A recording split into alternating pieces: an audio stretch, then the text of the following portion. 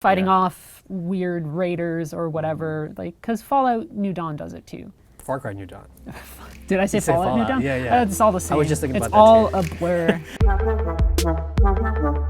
Hey, welcome to Viewpoints, the show where we talk about the latest surrounding the world of games. Today I'm joined by Heather Alexandra. Hello, world. Thank you for joining me. Thank you. And today's viewpoint is, why are there so many post-apocalyptic games? In a world where there is no more world. Yeah, so it's a complicated question. Yeah. And I think we should preface this just in general. Friends at home. We're not saying this is like a bad setting or anything. We're not saying like if you're playing in a game that's in a post-apocalyptic, like that's a bad thing. You're fine. It's totally fine. Play what you want. But it's complicated, right? There's like a ton of different reasons why you want that setting. And I think one of them is just, there's no rules. Right. What are you going to do? You can do whatever you want. That leaves the table open in terms of making a game for a lot of different things.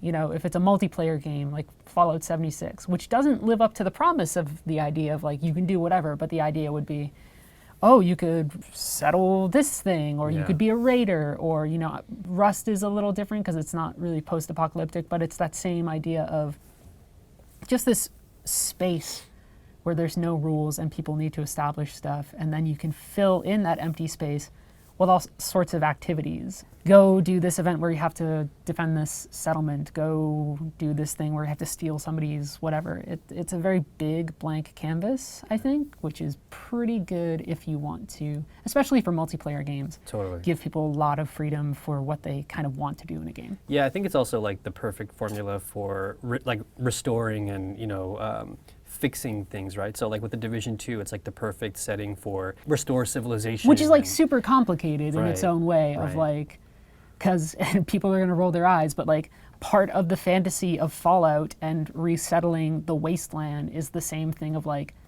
expand westward, young man. It's like Yeah. very colonial and very weird at sometimes, but games are competitive by nature. Sure. So it's the same reason why, that, like, I don't know. I think about this, for instance, but it's totally different. It's like, why aren't there as many games about just like making graffiti art or whatever, as opposed to like tagging territory or doing XYZ things? It's like, because games push themselves towards very competitive modes of play because that's engaging and compelling. Yeah. So that empty space for post-apocalyptic stuff, there's the rebuilding aspect, but that also means How do you rebuild? right, fighting Yeah. off weird raiders or whatever, like, because Fallout New Dawn does it too. Far Cry New Dawn.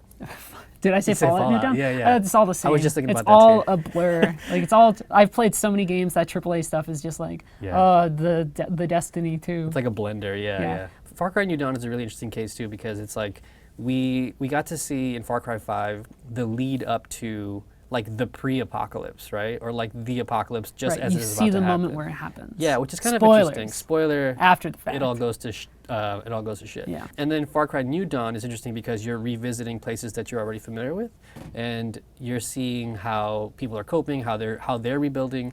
It gets kind of uncomfortable at times too, because you're like, oh, the raiders they're attacking the wall and they're attacking our peaceful settlement, and you know. The cynical thing about what you just said was, if we do going from one game to another that's just kind of wrecked, boy, we can save on assets. Yeah. Which is, I think, what a lot of people think of when they think of New Dawn, which is, I think, valid, but also the nice thing about a post-apocalyptic, I can't even talk, post-apocalypto with post-Mel Gibson. Yes. The thing about a post-apocalypse too is it's not just a blank canvas for design, right? It's like, how can you imagine a post-apocalypse? Fallout does it very traditional. It's a wasteland, but then New Dawn's like, no, we're going to take inspiration from, you know, movies like Annihilation or something. I'm not gonna lie.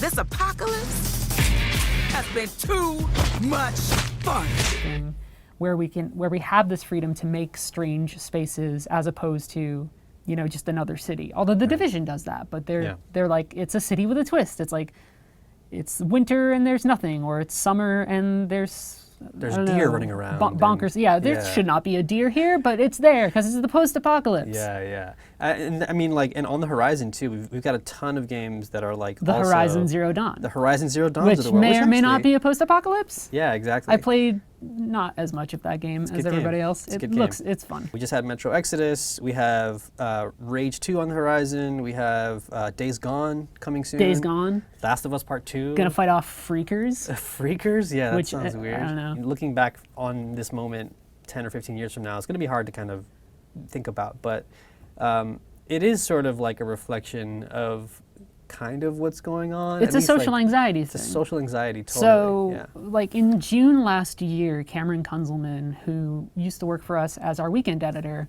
wrote a piece for Waypoint, shout out to Waypoint, about this very question. And he quotes this fellow called Frederick Jameson. And one of the things that Jameson says that like other philosophers kind of jump off of is it's so much easier for us to imagine nothing or for us to imagine things breaking than for us to imagine like certain power structures shifting in ways. His example is capitalism, right? So sorry, people who love capitalism.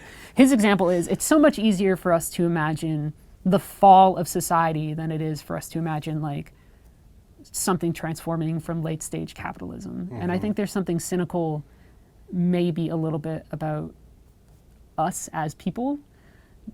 So like you have Far Cry 5 that says, hey, you know what you need? You need a fallout shelter because actually this is the end. Right, right. It's a reflection of our time in certain ways. We're all very nervous about certain stuff. Yeah, it's also like, I find it really interesting that even our fun games like Battle Royales, like they also have this weird accelerated version of like an apocalypse, right? Where everyone is sort of like Right, the circle is forced. closing in. The circle is closing To quote Deus Ex, Human Revolution, it's not the end of the world, but you can see it from here. Totally. Right. Yeah, yeah. And it's like literally a fight to the death. Like who can? Which can who be compelling, survive. right? Totally, Like so, yeah. like so we should establish like we love Apex. Yeah. I fucking love PUBG. There's nothing better in games right now maybe than that lizard brain rush of being like you're the champion of this arena or like winner winner chicken dinner. Yeah. But it is very strange to be like, hey, drop in. Yeah. Circle's closing in, bud. Kill that guy. It makes me wonder, like, will we ever get to a place where, I mean, I think at some point, right, we'll reach oversaturation and we'll kind of grow tired of these kinds of games, maybe? Yeah, there's burnout for everything. Sure, sure. And trends change, right? But it makes me wonder if one day, again, maybe 10 years from now, whatever, will we start to see more, I mean, we already have those games, but will we start to see the trend sort of shift towards like, hey, like, I don't know, let's build a community together, Who like knows? like Stardew Valley or something. I think time frames are our thing too. The same, like this is a weird way to think of it, but it's like everybody was sick of modern warfare, so we went back to World War II and older stuff. And I Right. think maybe people get sick of battle royales, maybe people get sick of wandering wasted cities or whatever, and we get maybe something more utopian. But like who knows? Again, games are very competitive, which can be fun, so that lends itself to certain things. Since we've already explored like Far Cry New Dawn's version of the apocalypse in, you know, rural Montana adjacent countryside, Yes. and we've seen things like The Division 1 and 2, all these other kind of games, is there any sort of untapped apocalypse thing you can imagine being compelling? I don't know about that, but I think one thing that gets ignored is, and some games don't. So we're so interested in the moment, like right after the fall. Right. But so one of my favorite games is Fallout New Vegas. And one of the interesting things about Fallout New Vegas is that it's further along enough that there's certain things that are established, certain governments, certain, you know, factions, certain like alternatives to the structures that we had.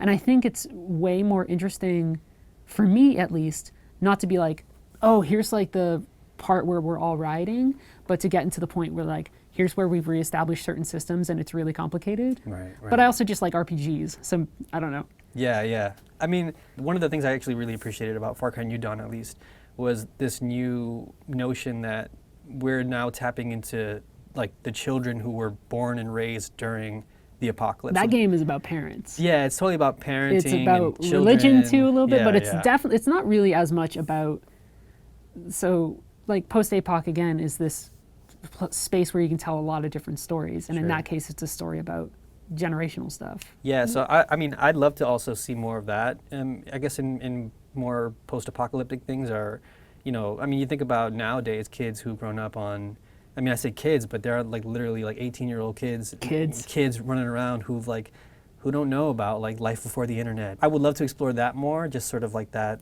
Yeah, man, before the thinking. internet, we just had this lottery, and if you got the number, then we would kill you. Right. But now it's all out there. Yeah, no. But Now it's algorithms. Now it's algorithms. They'll get you.